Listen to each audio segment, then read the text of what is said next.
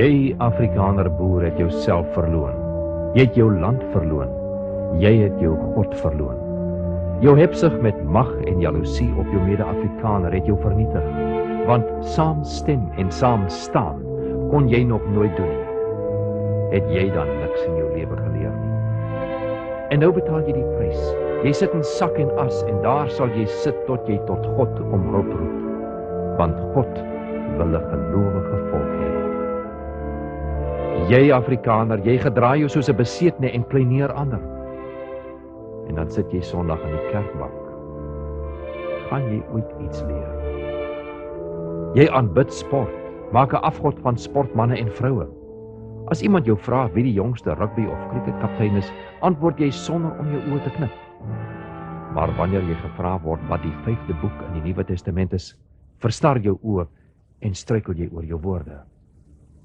En dan het jy die vermetelheid om nog te stry. Jy sê, sport is net ontspanning. Hulle vat jou vlag, verkrag jou volkslied, verkleineer jou God, en al wat jy kan sê is, moet tog net nie my sport vat nie. En wat het jy nou van jou verafgoding? Alles net 'n gejaag na wind. Wanneer gaan jy dan leer? Hou op jou te skaam vir wie jy is en vir wat jy is, Afrikaner. Hou op minderwaardig voel. Die vleeslike bring verdriet.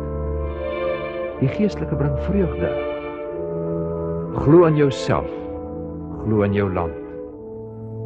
Glo in God.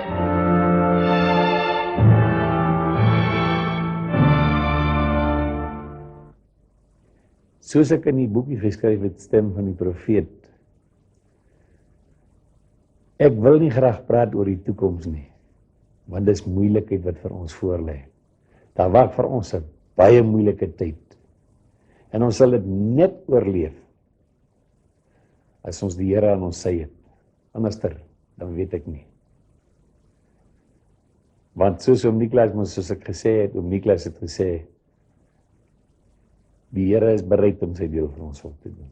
Maar hy verwag van ons iets terug, en dis om 'n gelowige volk te wees. Dit is baie waar. Dit het hy gesê. Omboy het baie van my dit gesê.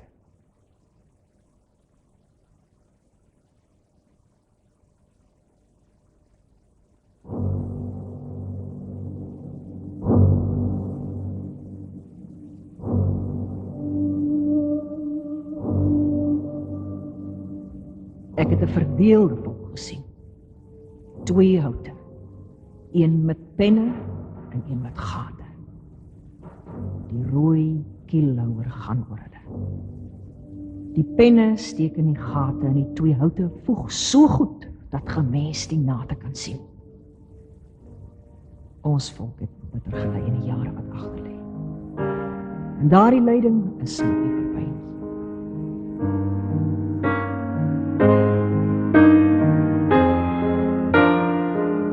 'n Visioen oor die toekoms van die Afrikanervolk, want 2 spalt in Afrikanergeleedere voer tot vandag toe nog hoogtyd. Maar wie was hierdie man met die visioene? Nagenoeg 700 is opgeteken. Die enigste profeet wat nie net in die Suid-Afrikaanse parlement bespreek is nie, maar ook die Britse parlement was genoodsaak om hul ore uit te leen vir sy profeseë.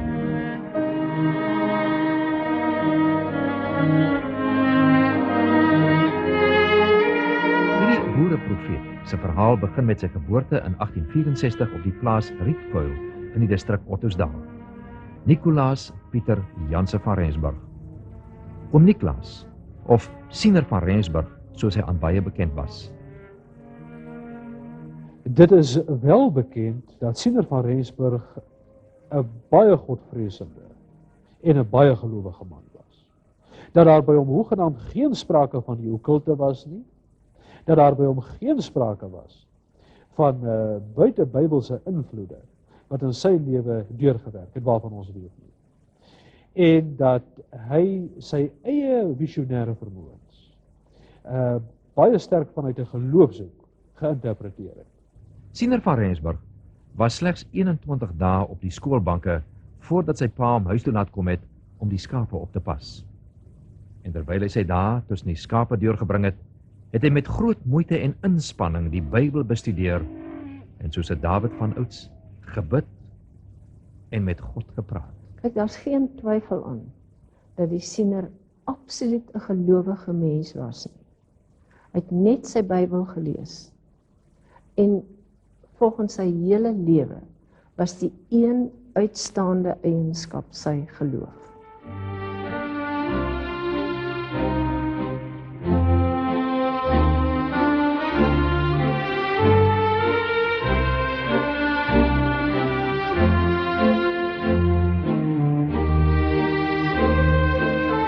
In 1882 het hom Niklaas saam met sy jonger broer onder generaal Piet Joubert aan 'n strafekspedisie teen Mapog deelgeneem.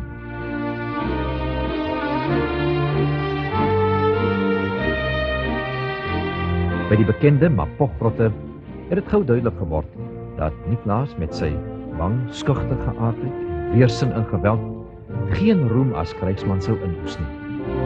Het glad nie 'n geweer gedra nie, so erg so dat toe die rebelle in Suidwes elkeen 'n goue pond kry, het hy nie een gekry nie, want sy naam was nie op die lys van die rebelle nie. Hy het gesê hy sien hy kry sy geel perske eers in Johannesburg. Maar tog is hy nooit deur sy mede-kommandolede hieroor verag of verstoot nie. Inteendeel, sy barmhartigheid en opregtheid van bedoelinge het reeds op hierdie vroeë ouderdom hul respek afgedwing.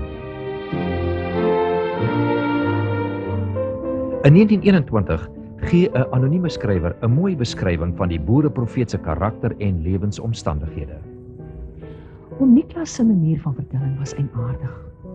Hy begin eers met 'n stukkie geskiedenis uit die Engelse oorlog en hoe hy eers gewaar geword het van sy gawe. En so stadig aan kom hy dan op die teenswoordige toestande. Terwyl hy met sy linkerarm op die tafel leun, word met die regterhand herhaaldelik deur sy baard of oor sy voorkop gestryk. En so nou en dan vee hy ook sy waterende oë af. Dit lyk of sy vertellinge nogal 'n geestesinspanning by hom veroorsaak. Hy sê: "Nie ver voor nie, dreig daar oor ons volk 'n dik, swart wolk. Maar dis gou verby en aan die ander kant sien ek dis goed en gelukkig. Die vlaktes van ons hele land is omgespit en omgeplooi, en net hier en daar staan garenbome, britte wat bitterlik ween." Die skrywer en skilder Johannes Mentjies het weer 'n ander interessante siening van oom Niklaas en die mense van sy tyd gehad. Die boere van die ou republieke was vir hom tipiese Bybelkarakters. Nie net in hul stoere, bebaarde Ou Testamentiese voorkoms nie, maar ook in hul ganse bestaan wat streng volgens die wil van God ingerig is. Net soos die aardsvaders was alle dinge ondergeskik hieraan. Oom Siener van Rensburg sou gedurende sy lewe 'n belangrike rol in die volksgeskiedenis speel met sy visioene en voorspellings. Sommige daarvan sou talle mense ontstig en hom as verkramp en emosioneel versteurd uitjou, maar die akkuraatheid van sy voorspellings het talle hul woorde laat sluk en ander die skrik op die lyf gejaag. En omdat hy self nie goed kon skryf nie, het hy in 1916 sy dogter Anna gevra om alles op te teken. Want soos hy dit gestel het, En van toe af het ek my dogter gevra om alles neer te skryf, sodat almal eendag sal kan weet. maar Niklaas Siener van Rensburg sou 'n visioen hê wat so skrikwekkend was, dat selfs generaal Koos de la Rey gehoop het dat dit niks anders as 'n verskriklike nagmerrie was nie.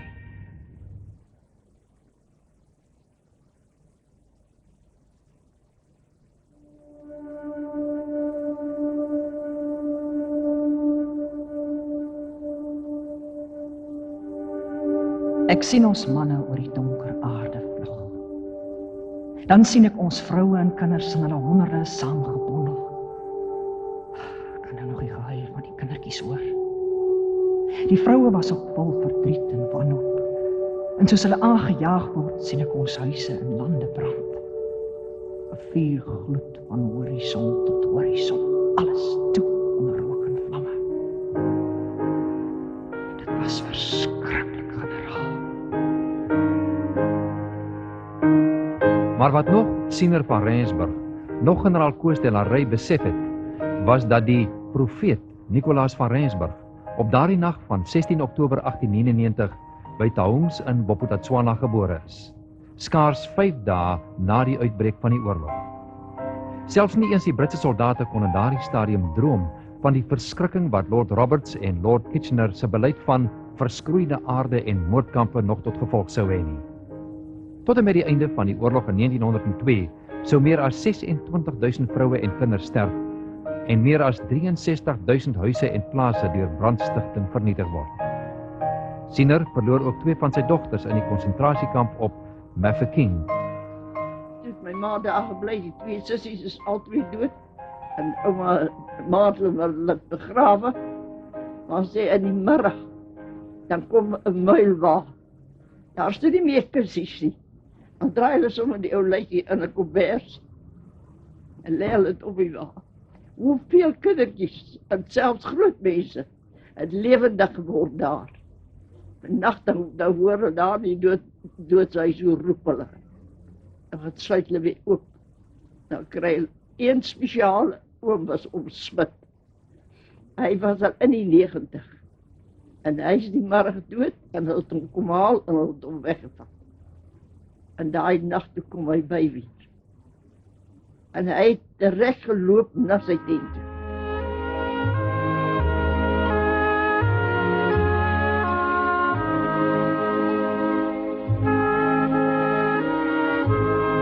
Na afloop van die rebellie in 1916 is Nicolaas van Rensburg terug Rietkuil toe, waar hy sy eenvoudige bestaan voortgesit het. Soms het maande verbygegaan dat hy sy held en vriend generaal de la Rey nie gesien het nie. Maar tog het die generaal nou en dan 'n boodskapper gestuur om te hoor wat oom Nicolaas gesien het. Na afloop van die rebellie het Siener van Rensburg heelwat 'n visioene gehad. Wat op die politieke en die ekonomiese en die maatskaplike gebeure in Suid-Afrika 'n betrekking sou hê. So byvoorbeeld het hy die mynstakings van 1922 en die geweld wat daarna sou uitbreek, het hy in 'n redelike mate van detail voor die tyd gesien. En so het hy ook byvoorbeeld die omwenteling in die strate van Johannesburg, met verwysing nou na die konflik tussen die polisie en die rebelle, het hy voor die tyd gesien. Die mense kom daar en hulle kom na oupa toe en hulle. Toe begin my tannie dit afskrywe. Van 1916 af. Sy eers begin skrywe. En hier om Corneels van Nieuwenhuis. Hy was familie van generaal de la Rey. En hy het altyd by oupa dit kom haal. En dan skryf hy dit af. Al die visioene wat deur sy dogter Anna opgeteken is, word vandag by die museum op Lichtenburg bewaar nadat dit deur die familie geskenk is. Talle van hierdie gesigte het Siener ook aan sy vriend Boy Moesman vertel en ook verklaringe vir sommige gegee. Kyk, my pa was iemand wat baie intensief belang gestel het in landsake. Hy het gestudeer op Stellenbosch, hy het gekom om te kom rebelleer. En as gevolg van generaal de la Rey, wat sy oom was, sy verhouding met die Siener, het my pa ook baie belang gestel. Trouwens, my pa was seker later vond hy die grootste boesemvriend van die Siener. Meneer Boy Moesman was 'n groot vriend van Siener gewees. En ek glo dat Siener tog met hom sou gesels het oor sy visioene. Ek glo veral waar meneer Moesman skynbare vertroueling van hom was. Oom Nicolaas het baie van sy profesieë in simboliese beelde gesien. Baie daarvan het hy self ook nie verstaan nie.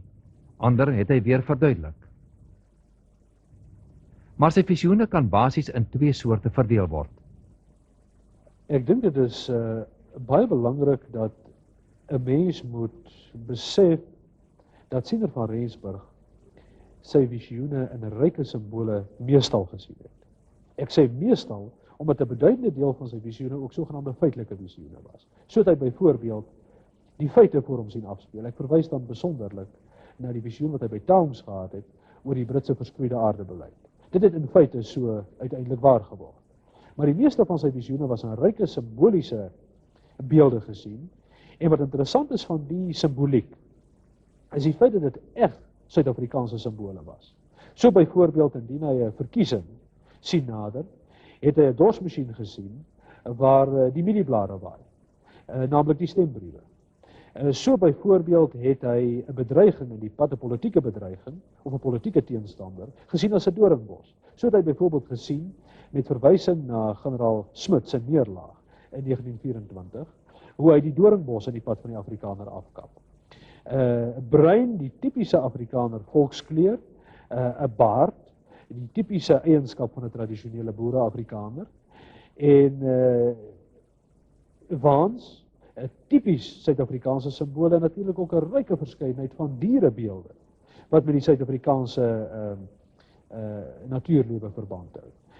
Ek sou met ander woorde kon sê dat Siener van Rensburg 'n tipies Afrikaanse simboliek sy visioene gesien en beleef het, en dat dit vir hom 'n logiese betekenis gehad het, wat hy uit die alledaagse lewe rondom hom kon waarneem. Dieselfde simbole, dieselfde betekenis behou dwars deur sy lewe. Soos byvoorbeeld, wat kan ek noem? Die ekonomie, die geelperske in Suidwes, die ekonomie, ons ekonomie wat tot niet gaan, het gesê die geelperskeboom, die produktiewe boom, word 'n sipresboom. Aan my pa het hy gesê dat ons geldstelsel sal so min werd word dat jy jou huis daarmee kan uitplak. Nagenoeg 1000 simbole verskyn in oom Niklaas se gesigte. Sommige van hierdie visioene is nog nie eens verklaar nie. Maar Siener van Rensburg se visioen oor die swart 15 en die dood van generaal Koos de la Rey sou hom onteenseglik as profeet in ons geskiedenis vestig.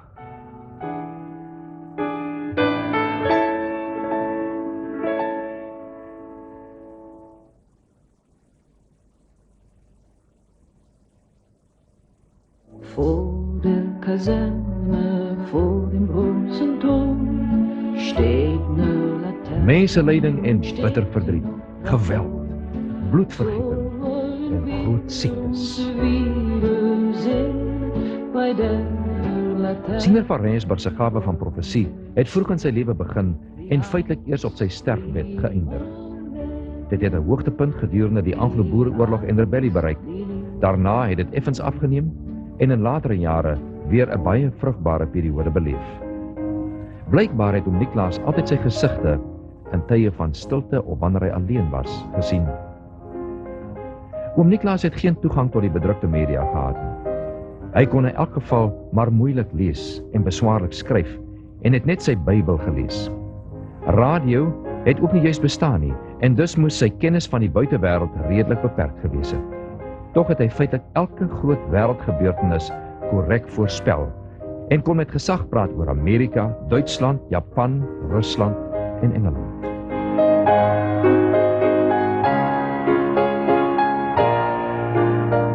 Maar oom Niklaas van Rensburg se visioen oor die dood van generaal Koos de la Rey sou hom opnuut in die annale van die boerevolk se geskiedenis verewig. Op Saterdag 14 Julie 1914, skaars 3 weke voor die uitbreek van die rebellie, daag Siener onverwags by generaal de la Rey by sy plaas op. Hy het geweet hy is die draer van slegte nuus, wat die lewe van die geliefde vriend en volksman raak. En die tyding wou hy self oordra. Dan het hy ook van die generaal de la Rey gesê, ek sien, jy kom deur Johannesburg sonder jou hoed. Dan sien hy stofwolk en dan raak generaal de la Rey weg. En dan sien hy 'n swart trein met baie blomme gaan van Johannesburg na Lichtenburg. Dit was basies die hele visioen. Hy sê, kyk daar, dit moet 'n groot gebeurtenis wees. Want hy sien 'n massa mense die gaan na Lichtenburg. Hy sê, oral sien hy tussen daai massa mense word die 4 kleur gehuis. Hy sê, treine loop tot in Lichtenburg en daar stop hulle. Hy sê in Lichtenburg sien ek daar 'n groot gebou met 'n deur aan die suide en 'n deur aan die noorde kant. Hy sê ek sien 'n massa mense aan die suide kant voor daardie deur. En dit was die hervormers kerk. Hy sê ek sien 6 persone die dra 'n doodkis in daardie, maar hulle kom in met die deur aan die noorde kant. Een van daai 6 persone die steek sy hand uit en ontbloot daardie gesig. En toe die gesig ontbloot, is dit 'n Koos wat hy se gesig. Nou dit het plaasgevind met die begrafenis van 'n Koos. Die leeu van Wes-Transvaal sterf op 15 September. Maar oom Niklaas het ook gepraat van karre wat sonder pere ry, bote sonder skoorstene wat onder die water vaar, skepe wat soos ponte lyk, en al die swart strepe wat reg oor ons land lê, waarop die karre sonder pere ry. Sy visioen oor Lord Robert se beleid van verskroeide aarde sou hom destyds egter onder sy medeburgers baie ongewild maak. Ek sien ons manne oor die donker aarde vlug. Dan sien ek ons vroue en kinders in hulle honderde saamgebondel. Ek kan nou nog die gehuil van die kindertjies hoor. Die vroue was op vol verdriet en wanhoop. En soos hulle aangejaag word, sien ek ons huise en lande brand. 'n Vuurgloed van horison tot horison, alles toe onder rook en vlamme. Kort daarna het hy 'n tweede visioen gehad, waarin hy gesien het hoe die wit vlag in generaal Piet Cronje se laar opgaan. Maar dit het hy nie aan die boerekommando meegedeel nie. Volgens sy eie woorde sê hy, indien hy dit bekend sou maak, sou hulle hom stenig. Want hulle algemene standpunt was dat generaal Cronje alleen voldoende is om die Britse magte in die see te jaag. Maar die gevoel het bly voortbestaan, veral in die lig van Siener se eie interpretasie van die visioen van hom. Dit is nou die tweede ene. En die uiteindelike afloop van die beleg van Cronje by Paardeberg is uiteindelike oorgawe. Talle van oom Siener se visioene het gegaan oor toekomstye se geweld, oproere, stakings en 'n vuil siekte waarvoor daar nie geneesmiddel sou wees nie. Vigs. In Europa sit 'n ou swart wat rokke aan het, en die misloop van hom af na die weste kant. Toe hoor ek duidelik hoe iemand vir my sê, laat uwe lenden omgorden en by kaarsen branden. Die halssnoerwoorde het hy so gesien. Hy sien iets soos 'n mensekop kom uit. Hy het 'n wit boortjie aan. Die wit boortjies verander aan gomlastiekbande. Dan lê daar ook 'n swart iets. Toe oom Niklaas van Rensburg die Tweede Groot Oorlog voorspel het mense hom uitgelag. Die groot griep het ook gekom en sy tol geëis, net soos hy voorspel het. So ook die Tweede Wêreldoorlog. Lili Marleen, wie angst, Lili Marleen.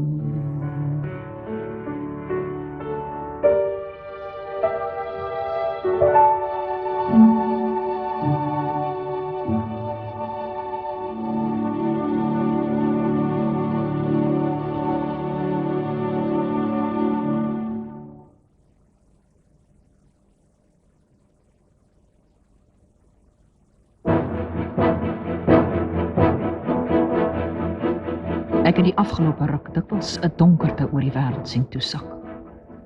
Dis 'n donkerte waarin baie nasies sal ingaan. Oorlog gaan miljoene lewens vernietig. Maar in die nasleep van die oorlog sien ek 'n vloers oor die wêreld neerdal. 'n Duisternis waarin alle volke sal jammer en bid. Ek sien die sekel van die dood maai miljoene af. Dis 'n verskriklike siekte, want meer mense gaan dood as al die veldslae van die oorlog. 'n Profesie wat oom Niklaas van Rensburg vroeg in 1914 aan generaal de la Rey vertel het. Oom Klaas het die visioen glad nie verstaan nie, maar die gebeure sou spoedig 'n werklikheid word. Die Eerste Wêreldoorlog breek uit waarin 10 miljoen mense sou sterf. Maar gedurende die groot griepepidemie wat daarop sou volg, die van 1918, het meer as 30 miljoen mense gesterwe. 3 maal soveel as gedurende die oorlog. En Suid-Afrika sou dit nie vryspring nie. Gedurende die vredesonderhandelinge arriveer 'n skip vol soldate wat met verlof was in Kaapstad. En ofskoon generaal Louis Botha bewus was van die griepepidemie aan boord, het hy nogtans toestemming gegee dat hulle aan land kan gaan om te rus. Kort daarna breek die griepepidemie uit en nagenoeg 70.000 mense sterf. Generaal Botha self kry griep in 1919, of so is daar gesê. Die siener het gesien die man met die militêre klere, generaal Botha, sak agteroor, dit beteken hy sterf. Hy sien die bye pak op hom. Toe het hy later vir my pa gesê, boy, ek het 'n fout gemaak. Dit was nie bye nie, dit was brommers. Generaal Louis Botha, hy het gesien generaal Louis Botha het selfmoord gepleeg, het sy polse gesny, omdat generaal Botha die mense wat die griep gehad het, toegelaat het, wat van die oorlogsfronte in Europa gekom het, toegelaat om die land in te kom, hy het gesê, laat hulle vakansie en hulle verlof kom geniet, sodat hulle kan teruggaan om te gaan veg. Oom Niklaas van Rensburg het gepraat van republiekwording, die dood van Hendrik Verwoerd, die depressiejare, Japan wat deur aardbewings vernietig sal word, revolusies in Rusland, groot stakings hier by ons, die rooi vlag met die sekel daarop, Duitsland se neerlaag en 'n bloedige burgeroorlog in Angola. God gaan Duitsland weer ophef. Maar is oor Engeland wat die nag gaan toesak. Oom Niklaas het verskeie kere na Engeland se ondergang verwys en na Duitsland wat Duits-Wes weer sal terugvat, as ook 'n komeet wat sou verskyn. En 'n komeet met 2 sterre het hy bygevoeg. Interessant dat enkele dae later het die komeet wel verskyn. En dit word redelik uitvoerig beskryf in verskeie dagboeke van vroue en ook burgers in die Anglo-Boereoorlog van die komeet wat verskyn het. En dat hulle gekyk het of hulle na volgens die mededeling van Siener nie iets meer uit die komeet kon wys word nie. Na die mislukte rebellie van 1914 tot 1916 bevind oom Siener saam met van sy mede-rebelle hulle 'n tyd lank in die tronk. In die gevangenis skryf meneer Deune 'n visioen op wat oom Niklaas gehad het, op die laaste 3 bladsye van oom Siener se Bybel. Ek droom dat naby my huis is daar 'n kerk, maar die predikant is nie daar nie. Die waans staan in 2 rye en ek sit tussen die vroumense en 'n klein meisie van so 8 jaar staan op en sê, kyk na die weste kant. 'n Visioen oor die begin van ons grensoorlog, want die res van die visioen dui op 'n verkiesing, 'n regering wat wankelrig is en soldate wat nog maar kinders is. Hy sien ook die geweld wat sal losbars in ons land en die val van kommunisme kort voor die einde van hierdie veraf oorlog. Rusland sal ondergaan in dieselfde tyd wanneer die Afrikaners se laaste vryheidsstryd gaan begin. En dan sien hy hierdie een, ek gaan hom nie verklaar nie, en elke een wat dink kan homself verklaar. Ek sien 'n skoon geskeurde jong man wat aankom. Die sekel is krom. Die waans vlug by my verby. En perderuiters, bewegings, staan in lang rye langs die verbygaande, vlugtende waans. Hulle doen niks. 'n Paar bruin perde gaan terug in kampe. Afskeiding. 'n Vaalhoed en 'n kombers wat hang. Kom in die gesig, as ook 'n seepot met water. 'n Seepot, water is nuus. Seepot is water wat troebel is. En vleis wat aan houte hang, moorde, aan die ooste kant. Die hout draai en dan kom dit na die weste. Die moorde gaan beweeg ook na die weste kant. Wit skimmelperde verskyn voor 'n huis. Die moordenaars verskyn voor 'n huis. En dan 'n swart hoed waarom Lamfer gesit is, wanneer die moorde voltooi is. Oom Niklaas van Rensburg het baie vertel van 'n donker tyd in Suid-Afrika se toekoms, wanneer drastiese hervorming die land as dit ware sal omploeg. Wie baas was, is nou klas. Dit sal nog in hierdie tyd wees dat ons leiers ook hals oor kop gaan poog om 'n nuwe regering tot stand te bring.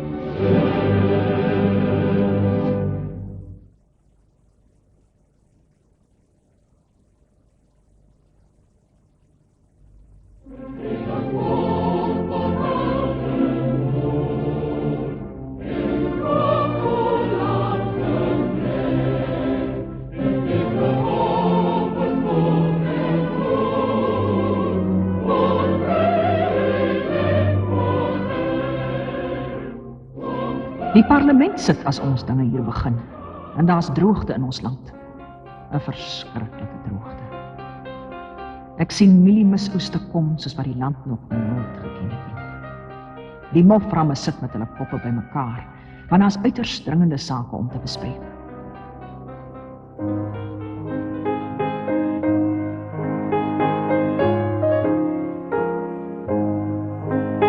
Die droogte het gekom. Die droogte het gebly. Die grootste droogte wat Suid-Afrika nog beleef het. Na raming het ongeveer 10.000 boere hul plase weens bankrotskap verloor en talle ander moes gaan werk soek.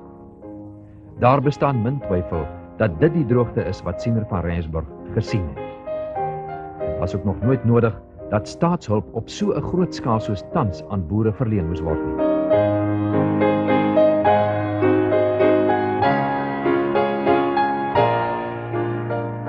Maar van algehele hervorming in Suid-Afrika het oom Niklaas helder en duidelik geprofeteer. Nie net in die politiek nie, maar ook in die kerk. Dit sal wees soos in die dae van Nehemia. In die tyd van hervorming sal daar in ons land haas niks reg wees nie. Nie in die regering nie, en ook nie in die kerke nie. In daai tyd sien ek die unie is omgeploeg. Wat bo was, is dan onder, en die baas was, is nou Klaas. In die algemene samelewing sal daar ook totale hervorming wees. Maar oom Siener van Rensburg waarsku die mense ook teen kommunisme en sê dat dit die bron van al ons probleme sal wees. Volgens die boek Stem van 'n Profeet, die kommunisme gaan die swart bevolking as kanonvoer gebruik in die revolusie wat oor dekades heen beplan is. Swart mense laat ook toe dat hulle gebruik word, omdat daar vir hulle 'n groot beloning wag. Welvaart, nasionalisering, 'n lui lekker bestaan en die slawerny van die blanke. Hierdie ydelle beloftes spoor hulle aan tot ongekende geweld en haat. Hy het ook vertel van vyande, Jingos, wat uit die oostelike provinsie vereniging toe sal kom en by 'n petrolfabriek gaan wag. In hierdie tyd sien ek in Johannesburg 'n baie groter staking as wat daar in 1922 was. En al die treine in die Unie, behalwe die trein tussen Prieska en Duitswes, staan doodstil. Ook hulle staan. Hoewel ek nie die gesigte bestudeer het nie, is ek bekend met die inhoud daarvan. Veral van die gesigte wat in ons museum bewaar word. En dit is verbasend hoe baie van die visioene skyn verband hou met gebeure vandag. Dat dit dui op dinge wat vandag plaasvind of dinge wat ons verwag binnekort ook gaan gebeur. Oom Boy Mosman, bosamvriend van oom Klaasie, skryf dat hy aan oom Siener gevra het hoekom ons nie die Afrikaners sappe, liberaliste van die gevaar kan oortuig nie. Siener se antwoord was kort en kragtig. Ek het hulle oë gesien. Dis wit soos 'n dier wat blind is en dit peel uit. Ons kan hulle nie oortuig nie. Volgens Siener sal hierdie 'n donker tyd vir Suid-Afrika wees. Gedurende die rebellie was dit so donker dat hy nie sy perd se maanhare kon sien nie. Maar gedurende hierdie tyd sal dit so donker wees dat hy nie sy hand voor sy oë kan sien nie.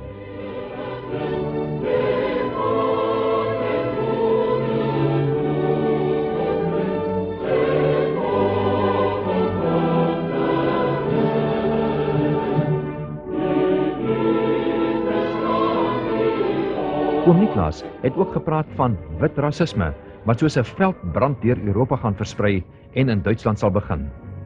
Van verraad in ons regerings, van 'n belangrike man in Johannesburg wat gewelddadig sal sterf, van 'n kookpot by vereniging, van swart geweld en wit tente in die Karoo.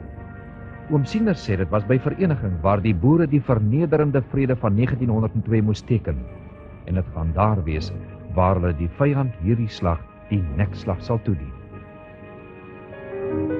In die laaste maande voor oom Niklaas se dood het sy gesondheid stadig maar seker agteruit gegaan.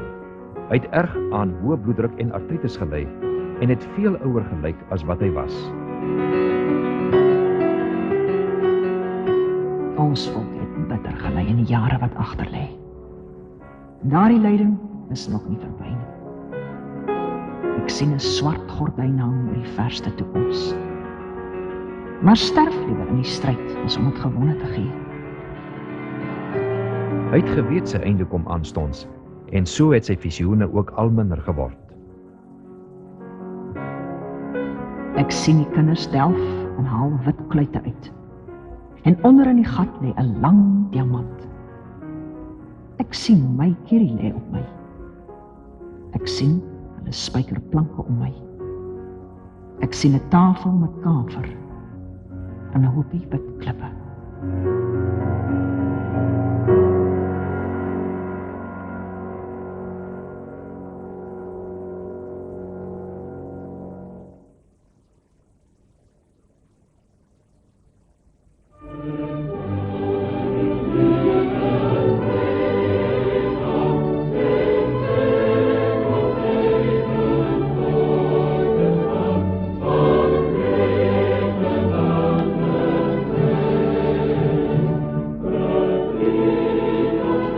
Niklaas Janse van Rensburg se voorspellings en visioene het 'n verrykende invloed op die verloop van ons volksgeskiedenis gehad. Talle van sy boesemvriend Boy Moesman se geskrifte het nou weer ongekende belangstelling gewek, net soos oom Klaasie voorspel het.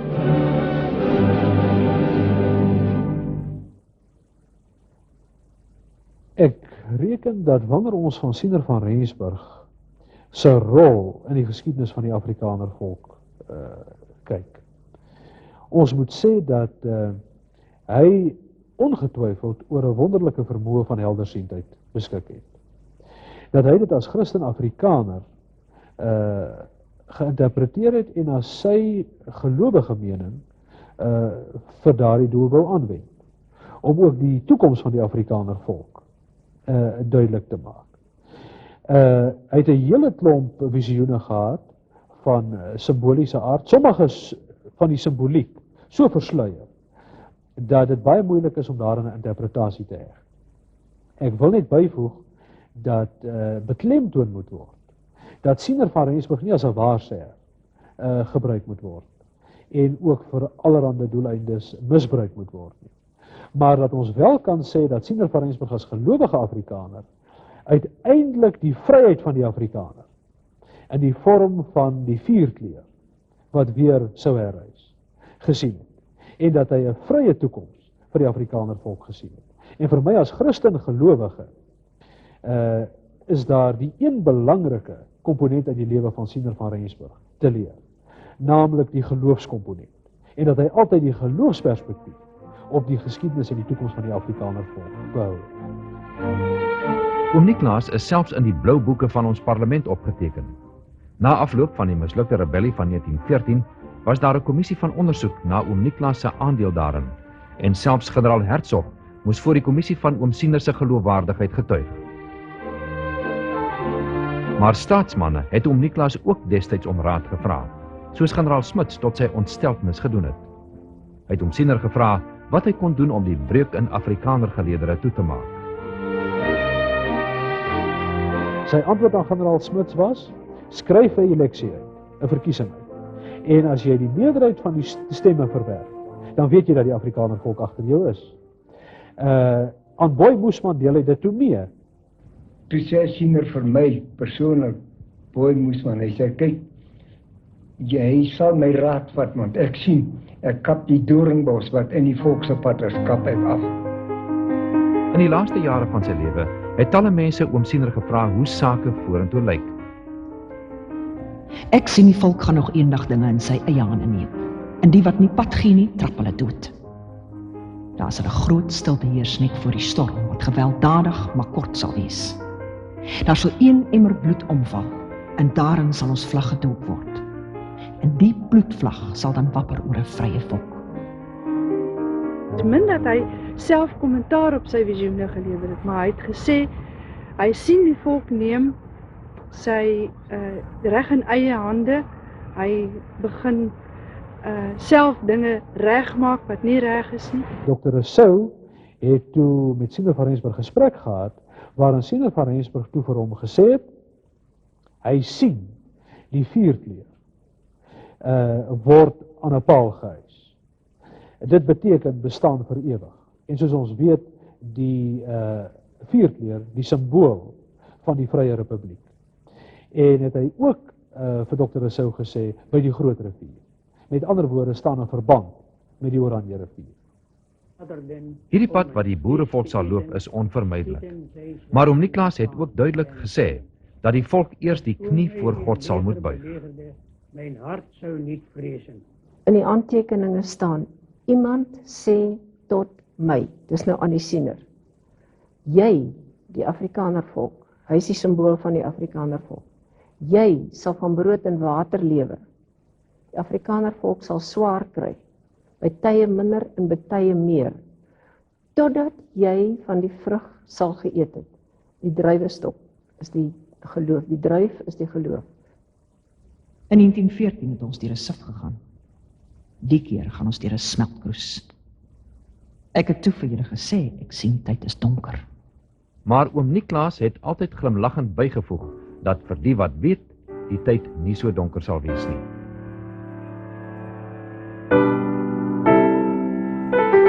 Een van oom Klaasie se meer ontstellende gesigte was die oor die 7 plaae wat die Here volgens hom vir Engeland beskik het.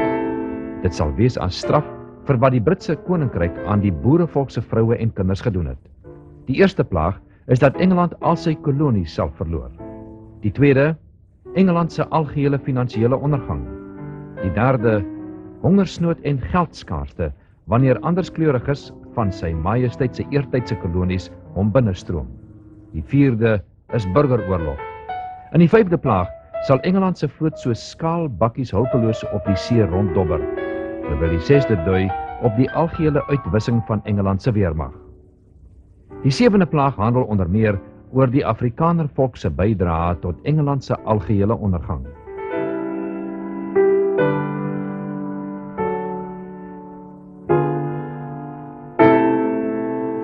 Maar oom Niklaas se visioen oor die uiteinde van sy geliefde boerenasie se lang en hartseer pad klink onheilspellend.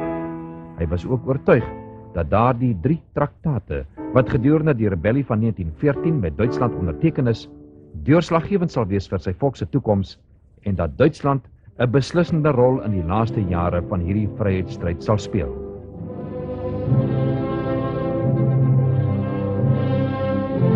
Ek sien dinge hier sal baie skielik gebeur. Want ek sien die huise staan oop en gordyne waai buite. Die diamantwaste is klaar uitgehaal, maar daar is niemand daar nie. Die myne is toe, en die mynwerkers is almal huis toe gestuur. Ook die treine staan op die bolte. Ek sien julle trek weer na Duits-Wes-Afrika toe. Ek sien die vuurkleur wapper weer. Dis God se wil, en sy wil sal geskied. Siener van Rensburg as Christen-Afrikaner, sy visionêre vermoëns, intens Bybels en Christelik ervaar het, en daarom figureer daar ook heelwat verwysings na die Bybel in sy visioene. So byvoorbeeld het hy, toe hy dit juis gehad het, teen die verafgoding van Afrikaner leiers, juis 'n teks in die verband uit die Bybel aangehaal, waar juis die steen op 'n vleeslike arm as sodanig veroordeel word. Daar is by my geen twyfel dat Siener van Rensburg 'n intens Christelike persoon was nie, en dat vir die Christen gelowige se beoordeling van Siener se vermoëns van heldersiendheid daar nie sprake van okkultisme by is nie. Ons kry 'n volmaakte republiek van 'n volmaakte God, sonder 'n penny skuld.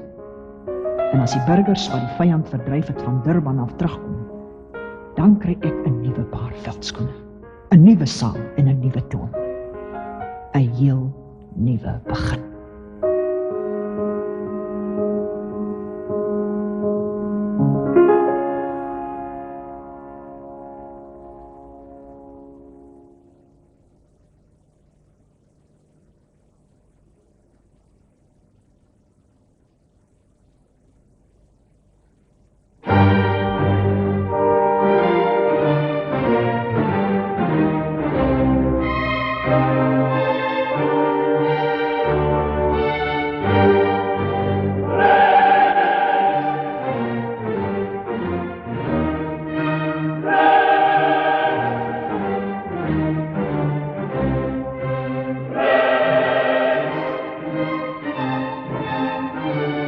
Opstande, onluste, protesoptrede, moord, geen respek vir orde nie. Die kenmerk van die nuwe orde in Suid-Afrika. Demokrasie, die towerstatuswoord, kitsformule vir die wilsuiting van die massas, word 'n vloek.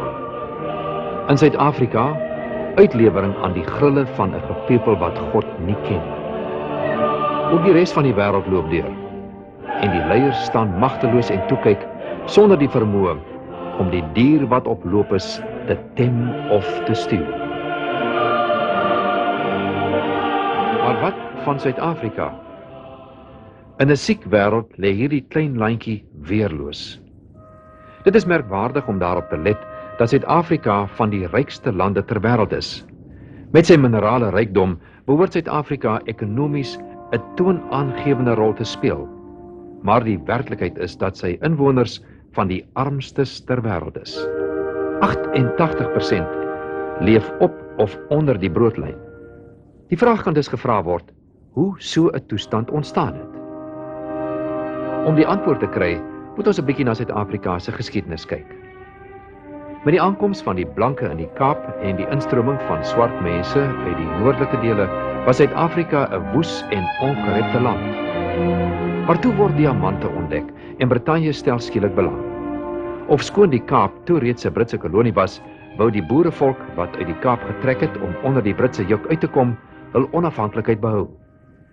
Maar die Britte annekseer Kimberley en maak hom deel van Kaapland.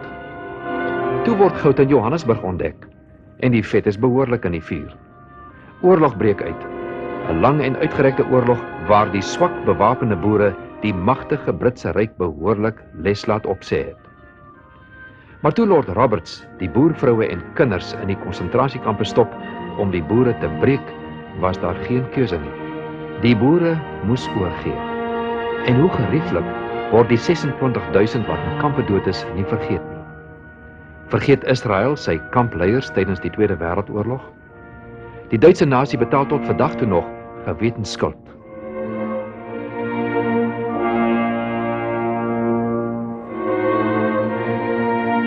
Indien ons iets wil publiseer oor Afrikanerdom, word dit stil weggesteek, aangesien dit ander kan seermaak.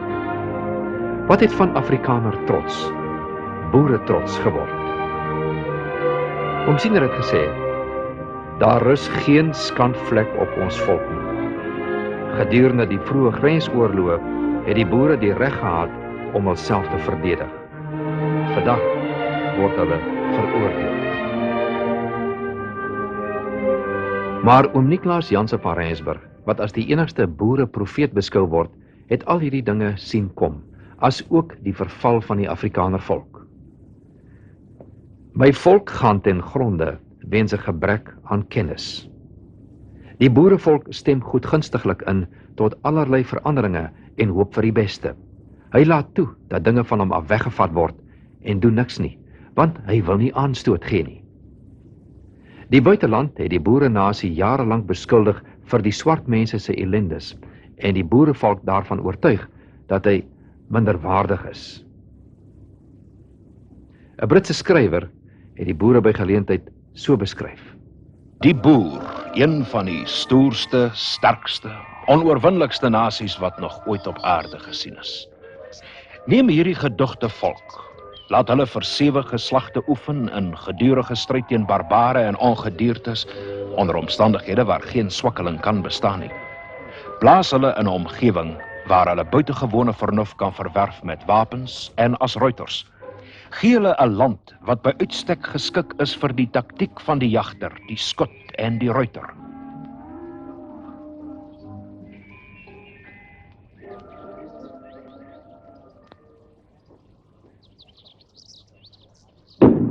Voeg dan ten slotte 'n fyner temperament by hulle militêre eienskappe deur 'n taaie, fatalistiese Ou Testamentiese godsdiens en 'n hartstogtelike en verterende patriotisme. Vyanden tegen mij, tot mij naderden om mijn vlees te eten, stieten zij zelven aan en vielen.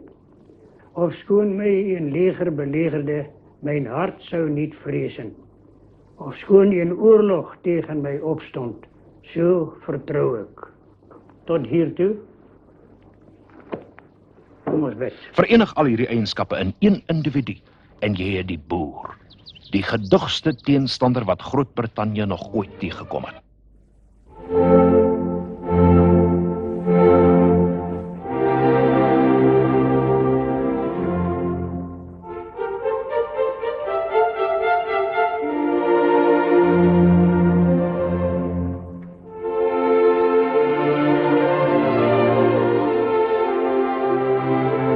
Nicolaas van Rensburg het in 1917 geprofeteer dat Suid-Afrika weer probleme in die verre toekoms met die swarte sal hê. Oom Nicolaas was baie bekommerd, het my oom altyd vir my gesê, oor die twis en tweedrag onder die geleedere van die Afrikaner volk. En hy het baie daaroor gepraat. Kyk, oom Nicolaas het self baie kere dienste gehou en alles, en dit was eintlik baie van sy temas gewees, om oor hierdie ding te praat. En altyd die mense gemaan om minder te beklei onder mekaar en verkeerde te gaan, maar dit is maar nou ongelukkig soos ons Afrikaner nasie is. In baie gevalle sien die een nie die son oor die ander een skyn nie. En dit is vir ons fataal. Ek meen, as ons die weë van die Here gaan los, dan kan dit net nie met ons goed gaan nie, want ons voortrekkers se geloof was so sterk, dat net geloof hulle by die slag van Bloedrivier deurgedra het. As ons maar net daardie geloof kan hê, dan kan ons seker wees, dat wat hierdie ding is baie erger as wat dit gewees het, maar dan is daar ook nie gevaar, dat hierdie ding van ons, waarin ons nou is, probleme gaan gee nie. Maar as ons die Here aan ons kant het, dan het ons mos niks om voor te vrees nie. Maar soos ek altyd sê, God is liefde. En waar liefde is die Here teenwoordig. Maar, as daar nie liefde is nie, dan is God nie daar nie. En as ons Afrikaners so onder mekaar beklei, dan kan ons mos nou maar net verwag dat die Here sal nie saam met ons wees nie. En wat kan ons dan verwag? Ons kan mos die seën van hom verwag nie. Ek het die mense gewaarsku en gesê, ons moet ophou beklei, ons moet ophou om mekaar sleg te sê en te kere te gaan, want ons geskiedenis en die van Israel loop baie nou saam, soos wat die Bybel dit vir ons vertel. En Israel is in ballingskap weggevoer omdat hulle nie wou luister nie. Ons is nie beter as Israel nie. Ons kan in ballingskap gaan en ek is bevrees. Die mense wat onder ons gestaan het vir dekades en dekades, jy kan amper sê eeue, daardie mense is nou oor ons. En ons het nie 'n keuse nie, want as die Here dit wil toelaat, dan doen hy dit. Ek dink, ons moet ons bekleierery begin los, sodat ons die Here meer aan ons kant kan kry. Dan glo ek, dan gaan dit met ons beter gaan in hierdie land. Ek glo so. Volgens oom Nicolaas sal die volk weer terugkeer na die pad wat God vir ons bepaal het, en sal dinge weer in eie hande neem, en die vyand sal koersloos op die vlug slaan. Oom Nicolaas het vir die mense gesê, het vir oom Boyle gesê, wanneer die parlement in wanorde uitmekaar gaan, en hulle soos Makouwe huis toe kom, dan sit ons op die perde, dan is ons gereed, dan gaan ons Prieska toe trek. En by Prieska, daar word ons voorsien van gewere en ammunisie, want in daardie tyd sal ons dit nie hê nie. Wat ek nou al kan sien, En ons het eintlik nie meer beheer oor dit nie. Ek meen, menslik gesproke is die beheer van die wapens nie meer in ons hande nie. In elk geval, hy het gesê, as hulle vir ons daar 'n wapen het, dan is ons daar omdraai, dan sien hy, is ons horing skerp. En dan trek ons daarvan terug. En by Kimberley daar rol ons die eerste blou ysterklippe in. En van daar af trek ons vereniging en daar rol ons die volgende ysterklippe in. Hy sê, en dan die slang wat hy uit Rhodesia sien kom het. By Mafeking gehengel het en toe naderhand tot by vereniging gegaan het en daar opgerol het te gaan lê het. Daardie slang en ook die ou wawiel wat uit die oostelike provinsie aangerol gekom het aan verlore velling en na verlore speek, maar na mate dit nader kom hiernatoe, dan word dit 'n nuwe wiel. Om Niklas te sê, soos hy dit gesê het, dis ou Engelse wat agterbly. Hulle sal nooit weer iets aan ons kan doen nie. Ons kan hulle maar daar los. Maar ek dink, in sy tyd, was die aller een vyand, was die Engelsman gewees. Ons kan nie dit vandag meer sê nie. Want dit is werklik nie meer al vyand wat ons het nie. Ek dink ons het 'n baie groter vyand in die kommunis, as wat ons in die Engelsman het. Maar soos wat die ou boere gewees het, hulle was nie lief vir die Engelse nie. Nou ja, en ek glo, dit sal dalk maar, ek noem dit altyd vyande van ons Suid-Afrikaanse volk wees, wat sal maar naderhand gee pad, as die ding vir hulle bietjie warm word. En as ons nou die blou ysterklippe by vereniging inrol, dan sê hom Niklas, dan sien hy die slang se kop vir die eerste, want hy kon die slang wat uit Rhodesia het gekom met sy kop nooit sien nie. Maar wanneer hy die blou ysterklippe daar inrol, dan sien hy vir die eerste keer die kop van die slang, dan bars hulle uit reg oos. En hulle vlug af Durban toe.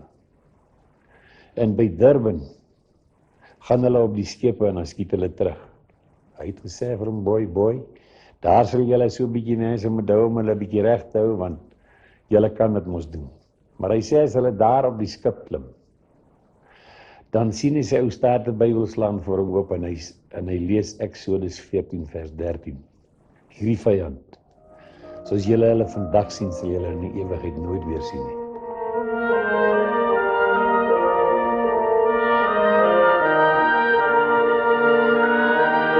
Oom Siener het die nuwe bedeling van die Afrikaner so gesien. Dit is God se woord. En solank as die wêreld staan, sal in Afrika nooit weer 'n Engelsman of 'n ander vyand wees om ons volk te benadeel nie. Een van ons groot volksdigters het dit so beskryf. Maar eens herleef die nasie weer waarvan ek sterwend profeteer. Eens word die grysblou heuwels klein, as God alleen weer groot verskyn.